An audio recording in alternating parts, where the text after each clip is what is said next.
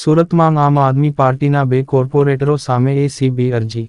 સુરતમાં આમ આદમી પાર્ટીના કોર્પોરેટરો જીતેન્દ્ર કાછડિયા અને વિપુલ સુહાગિયા સામે 10 લાખની લાંચ માંગ્યાની એસીબીમાં ફરિયાદ નોંધાઈ છે.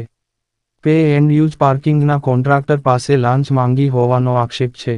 કોર્પોરેટરની સાથે સાથે કોર્પોરેશનના એક અધિકારી અને કર્મચારીની સંડોવણીના પણ આરોપ છે. હિતેશભાઈ કાળુભાઈ ચૌહાણ. હિતેશભાઈ, શું આખી ઘટના બની છે? કેમ તમારે એસીબીમાં ફરિયાદ કરવી પડી? અમારા અહીંયા એસએમસીનું પેન પાર્ક ચલાવીએ છીએ અમે, અને પેન પાર્કમાં વેજીટેબલ માર્કેટ છે એસએમસીનું. ત્યાં એસએમસી સબ્જી માર્કેટમાં અમારા માણસો દ્વારા કોઈ કરિયાણાનો સામાન મૂકેલો. આ બાબત પર આમ આદમી પાર્ટીના 2 કોર્પોરેટર આવેલા, જીતુભાઈ કાછડિયા અને વિપુલભાઈ સોહાગિયા.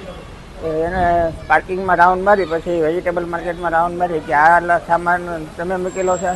માણસો દ્વારા કહેવામાં આવ્યું કે આ અમારા માણસનો સામાન છે, કે આ તમે અહીંયા ગેરકાયદેસર કબજો કરેલો છે અને તમારી ઉપર આ ગુનો લાગશે ને એ ગુનો લાગશે ને એમ તમે ખંડણી આ બધી કલમો લાગશે ને.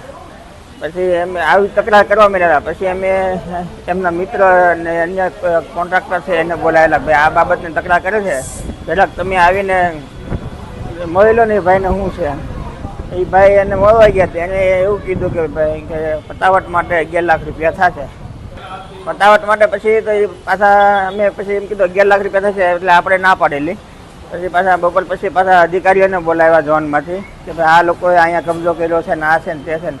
પછી પાછા ઓલા કોન્ટ્રાક્ટરને બોલાવ્યા, અન્ય કોન્ટ્રાક્ટરને. એને જે વાત કરેલી કે ભાઈ 11 લાખની. પછી અમે ત્રણેય એવું નક્કી કર્યું કે 10 લાખમાં આ બાબતે સમાધાન માટે નક્કી કરેલું. તો પછી તમે કેમ એસીબીમાં ફરિયાદ કરી? હા, અમારે તો આ બાબતમાં પૈસા આપવાના હતા. અમે એવું ફોલ્ડમાં હતા જ નહીં કે ભાઈ અમારી પાસે છે આવું બધું જબરજસ્તી ઉઘરાણી કરતા હતા ને એવું બધું. એટલે અમે માફી પત્રક અમારી પાસે લખાવી લીધેલો ઝોનના ઓફિસરે. કઈ જગ્યાએ ફરિયાદ કરી તમે? અમે ફરિયાદ કરી છે અમદાવાદમાં એસીબી ડાયરેક્ટર સાહેબ.